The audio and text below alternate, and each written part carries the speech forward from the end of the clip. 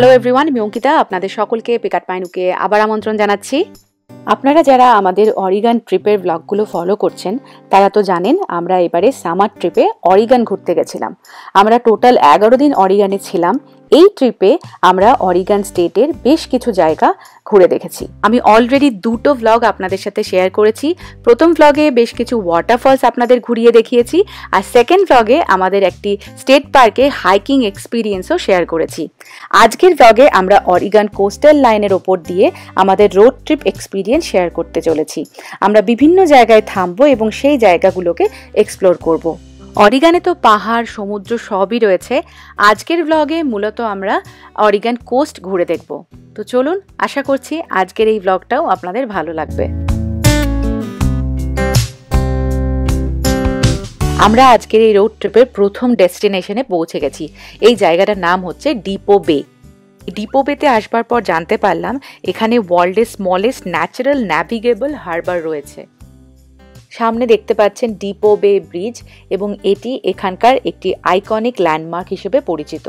আমরা আজকে ডিপো বে শহরটা ঘুরে দেখব না, তবে এই স্মলেস্ট হারবারকে অবশ্যই এক্সপ্লোর করব। এই হারবারটা 6 একর জমির ওপর তৈরি হয়েছে, আর ওপেনিংটা প্রায় 50 ফুট ওয়াইড, যেটা প্যাসিফিক ওশানের সাথে কানেক্ট হয়েছে। বোটটা যেখান দিয়ে ঢুকছে সেটাই হলো এই হারবারের এন্ট্রান্স, এবং সেটা খুবই রকি আর টুইস্টেড, এবং জায়গাটা ভীষণই চাপা, অনলি 30 ফিট ওয়াইড। তাই এখানে যখন বোটগুলো ক্রস করছে খুবই সাবধানতার সাথেই ক্রস করছে। আমরা এখানে আসার আগেই জানতে পেরেছিলাম যে ডিপো বের হারবারে প্রচুর পরিমাণে ওয়েল দেখা যায়, মানে মার্চ মাস থেকে ডিসেম্বর মাসের সকালবেলা এবং সন্ধেবেলার দিকে এই ওয়েলগুলোকে দেখতে পাওয়া যায়। তবে আমরা তো একটু বেলাতে এসেছিলাম, তাই ওয়েল দেখতে পাইনি। তবে মাঝে মাঝেই কিন্তু ওয়েল ওয়াচিং করতে প্রচুর মানুষ এখানে আসে। ডিপো বের আশেপাশে প্রচুর ঘোরার জায়গা রয়েছে, যেগুলো আপনারা ঘুরে এক্সপ্লোর করতে পারেন। তবে এই সমুদ্রের যে প্রাকৃতিক সৌন্দর্য সেটা আমরা খুব ভালোভাবে আজকে উপভোগ করলাম। ওয়ার্ল্ডের স্মলেস্ট হারবার দেখার পরে আমরা ডিপো বে ছেড়ে সামনের দিকে রওনা হলাম, এবং দেখতেই পাচ্ছেন যে ডান দিকে অরিগানের কোস্ট লাইন দেখা যাচ্ছে। আর এই কোস্ট লাইন দেখতে দেখতে কখন যে আমরা আমাদের নেক্সট ডেস্টিনেশনে পৌঁছে গেলাম সেটা বুঝতেও পারিনি। ডিপো বে থেকে আমরা চলে এসেছি আর একটা আইল্যান্ডের কাছে। এখানে একটা বেশ ভালো বড় সড়ো লাইট হাউস আছে, সেটা দেখতেই আমরা এখন যাচ্ছি। এই ধরুন 10-15 মিনিট আমাদের লাগলো বোধহয় আসতে। তো পেখম, এবার নামটা বলে দাও, কারণ এটা বিশাল বড় একখানা নাম, পেখম ভালো বলতে পারে। হ্যাঁ, পেখম বলো নামটা। ইয়াকুইনা বে আউটস্ট্যান্ডিং ন্যাশনাল এরিয়া। কি বিশাল নাম! তো সেখানেই আমরা এখন যাচ্ছি।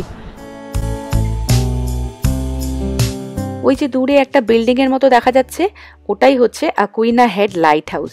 সেই লাইট হাউসের কাছে আমরা যাব এবং আশেপাশের জায়গাগুলো ঘুরে দেখব। অরিগান ট্রিপের আগেই আমরা অরিগানের স্টেট পার্ক দেখার জন্য একটা পাস কিনে নিয়েছিলাম। সেই পাসটা দেখেই আমরা অরিগানের সব স্টেট পার্ক ঘুরতে পারছি। এই স্টেট পার্কে আসার আগেও আপনাদের $7 দিয়ে এন্ট্রি নিতে হবে। যদি পাস থাকে তাহলে সেই পাস দেখিয়ে আপনারা ঢুকে যেতে পারবেন। ঢোকার কিছুক্ষণের মধ্যেই ডান হাতে একটা বড় পার্কিং লট আছে, যেখানে আপনারা আপনাদের কার পার্ক করতে পারবেন। তারপরে হেঁটে হেঁটে এই লাইট হাউসের দিকে আসতে হবে। এখানে বেশ কয়েকটা জিনিস দেখবার রয়েছে। আমরা সবার প্রথমে লাইট হাউসের কাছেই যাচ্ছি। অ্যাকুইনা বে লাইট হাউস 1871 সালে তৈরি হয়েছিল, আর এটার উচ্চতা 93 ফিট, এবং অরিগানের সবচেয়ে টলেস্ট লাইট হাউস হচ্ছে এই অ্যাকুইনা বে লাইট হাউস। এই লাইট হাউসের ভেতরে ঢোকা যায়, তবে আমরা যখন গেছিলাম সেই সময় বন্ধ ছিল। আর যদি আপনারা এই ট্যুরটা নিতে চান তাহলে অবশ্যই এদের যে অনলাইন সাইট রয়েছে সেখানে একবার গিয়ে দেখে নেবেন। লাইট হাউসের আশেপাশে প্রচুর ঘোরার জায়গা রয়েছে, এবং এখান থেকে আপনারা যদি দূরে ভালো করে লক্ষ্য করেন তাহলে অনেক ওয়াইল্ড লাইফ চোখে পড়বে, মানে বেশ কিছু পাখি দেখতে পারবেন কিংবা সামুদ্রিক প্রাণীও চোখে পড়ে। তাই আমি সাজেস্ট করব আপনারা যদি দূরবীন বা বাইনোকুলার নিয়ে আসতে পারেন তাহলে অনেক কিছু দেখতে পাবেন। এখানে এসে আমার ছোটবেলার কথা মনে পড়ছিল, যেই সময় আমরা নতুন বছরে বন্ধুদের গ্রিটিংস কার্ড দিতাম কিংবা পয়লা বৈশাখে ক্যালেন্ডার পেতাম। সেই ক্যালেন্ডারে যে ছবিগুলো দেখতাম কিংবা গ্রিটিংস কার্ডের ওপরে যে সুন্দর সুন্দর ছবিগুলো দেখতাম, সেগুলো দেখে ভাবতাম যে এগুলো কি কাল্পনিক, এগুলো তো স্বপ্নের মতো, এসব জায়গা কি সত্যি পৃথিবীতে রয়েছে? কিন্তু এখানে আসার পর মনে হচ্ছিল যে হ্যাঁ, সত্যি এত সুন্দর জায়গাও রয়েছে, এখানে না এলে জানতেই পারতাম না। এবারে আমরা নিচের দিকে সিঁড়ি দিয়ে নেমে যাব। ওই যে দেখতে পাচ্ছেন দূরে কতগুলো রক ফর্মেশন দেখা যাচ্ছে, ওইখানটাতে যাব। ওখানে একটা কবল বিচ আছে, সেই বিচে বেশ কিছু আমরা সি লাইফ দেখতে পাবো। চলুন দেখে আসি। আমরা দূরে যে বিচটা দেখতে পাচ্ছি সেই বিচটা অ্যাকচুয়ালি মিলিয়ন মিলিয়ন বছর আগে তৈরি হয়েছে। এটা ওই লাভা থেকে তৈরি হয়েছিল। আর দেখুন বিচের মধ্যে প্রচুর রক ফর্মেশন রয়েছে, তার সাথে এই যে ছোট ছোট কালো কালো পাথরগুলো দেখতে পাচ্ছেন, এই পাথরগুলো দিয়ে পুরো বিচটা ঢাকা। তবে আমরা তো জানতাম না যে এরকম একটা বিচে আসবো, না হলে হয়তো ওই মোটা জুতোটা যেটা হাইক করতে গেলে পরি সেটা পরে আসতাম। আমরা তো ওই স্নিকার জুতো পরে এসেছি, তাই পায়ে একটু লাগছিল। তবে জায়গাটা বেশ ইউনিক ছিল, এই রকম বিচে এর মধ্যে আমরা আসিনি।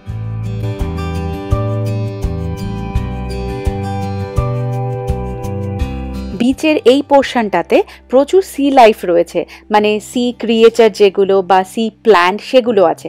আমাদের একটু ভালো করে লক্ষ্য করে খুঁজে খুঁজে দেখতে হবে। এইখানে ওরা একটা চার্ট দিয়ে দিয়েছে, এই চার্টটা দেখে দেখে আমরা খুঁজতে পারি জিনিস পাওয়া যাবে। জলের মধ্যে যদি তুই একটু ভালো করে নজর দিস না, জলের মধ্যে ভালো করে নজর দিলেই দেখা যাবে। এরকম কাছে গিয়ে দেখ, জলের কাছে দেখতে পাচ্ছিস কিছু? এখানে কিছু দেখা যাচ্ছে জলের মধ্যে? এখানে পুরো একদম ভরে মাসেলস আছে, এই জায়গাটা পুরো ঘিজি ঘিজি মাসেলস। এই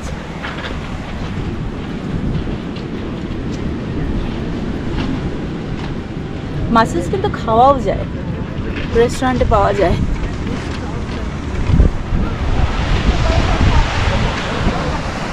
ভর্তি মাসেলস, ওই পুরো গিজগিজ করছে ওই সব দিকে। এই যে এই জিনিসটা পেলাম, পেলাম এই দেখ, এই যে এই জিনিসটা, এই যে সবুজ সবুজ জিনিসটা হচ্ছে ওই যে এই যে এই যে এই যে এই যে এই জিনিসটা দেখা যাচ্ছে, এটা একটা জিনিস। এই যে দাদা দেখাচ্ছে, এই যে এই জিনিসটা পা দিস না, ওই যে ওইখানে দেখ, ওই যে এই পাথরটার মধ্যে নড়ছে দেখ। ও হারমিট ক্র্যাব, দেখছিস দেখছিস দেখা যাচ্ছে। বললাম না, ভালোভাবে লক্ষ্য করলে জলের মধ্যে প্রচুর জিনিস দেখা যাচ্ছিল। অনেক কিছুই চোখে পড়লো, তবে আরো কিছু জিনিস দেখতে পাচ্ছি। আমাদের মতো সবাই এখানে ওই সি ক্রিয়েচার বা সি লাইফগুলো খুঁজে বেড়াচ্ছিল। আর ওখানে প্রচুর মাসেলস ছিল, তো সেই মাসেলসের মধ্যে আবার পা দেওয়া যাবে না, ওগুলোকে বাঁচিয়ে বাঁচিয়ে হাঁটতে হচ্ছিল। মাসেলস, হ্যাঁ মাসেলসে পা দেওয়া যাবে না। তো আমাদের এই আইল্যান্ডটা ঘোরা হয়ে গেল। এবারে আমরা আবার পার্কিং লটের দিকে যাচ্ছি, ওখান থেকে আবার নেক্সট ডেস্টিনেশনে যাব। খুব ভালো লাগলো, খুব সুন্দর জায়গাটা, ভীষণই সিনিক। দেখতেই পাচ্ছেন আমার ব্যাকগ্রাউন্ডে, ভীষণ সুন্দর লাগলো। টাইমটা যদি আর একটু বেশি থাকতো তাহলে আরও একটু ভালো মতো ওইটা এক্সপ্লোর করতে পারতাম। ওখানে নিশ্চয়ই স্টারফিশও ছিল, আমরা ওই দিকটাতে গেলাম না। আমরা আবার বেরিয়ে পড়লাম আমাদের নেক্সট ডেস্টিনেশনের উদ্দেশ্যে, এবং যাওয়ার পথে বেশ কয়েকটা ব্রিজ চোখে পড়লো। ব্রিজগুলো কিন্তু বেশ ইউনিক আর বিউটিফুল ছিল।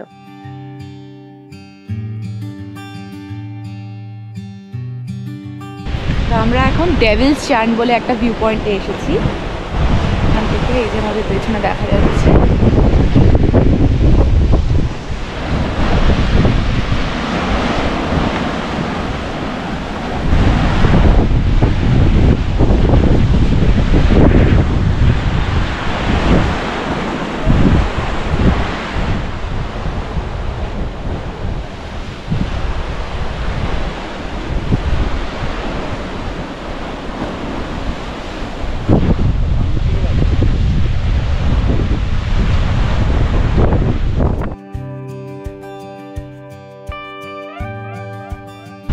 হাওয়া আছে এখানে, আমার টুপি টুপি চলে যাচ্ছে উড়ে, মনে হচ্ছে ক্যামেরাটা আমার হাত থেকে ছিটে চলে যাচ্ছে।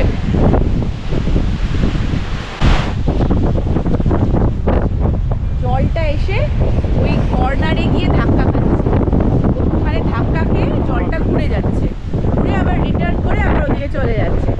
সেই জন্য এটার নাম দিয়েছে ডেভিলস চার্ন।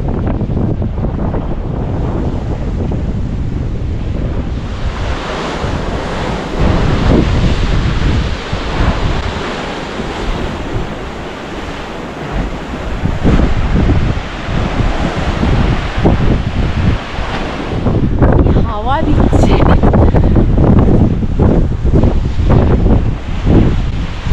হাওয়াটা আরামদায়ক, আমার খুব একটা ঠান্ডা লাগছে না।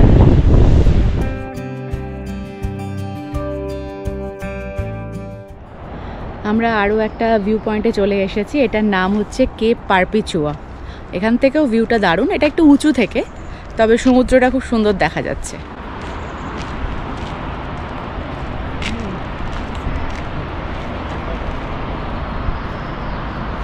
নিচে যাওয়া যাচ্ছে, দেখেছো? এই দেখো একটা ট্রেল আছে নিচে, কি সুন্দর লাগছে রাস্তাটা দেখতে, কি সুন্দর সব পাহাড়গুলো দেখা যাচ্ছে। আর পাহাড়টা পুরো মানে পাইন ট্রিতে ঘেরা, চারিপাশে পাইন ট্রি দেখুন।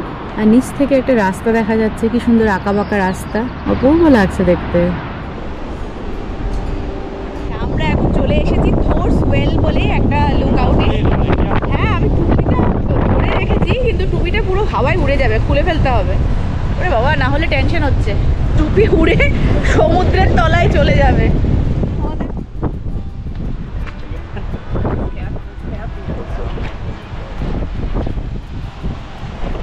ওয়েভ গুলো দেখো শুধু,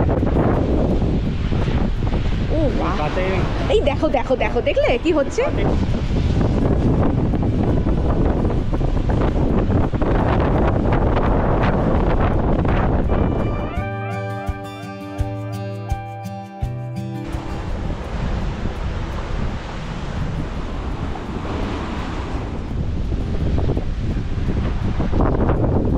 আমরা এখনো পর্যন্ত যে কটা ভিউ পয়েন্ট দেখলাম, কোনোটার সাথেই কোনোটার মিল নেই। প্রত্যেকটা কিন্তু ভিন্ন ধরনের এবং নিজস্ব একটা চার্ম রয়েছে।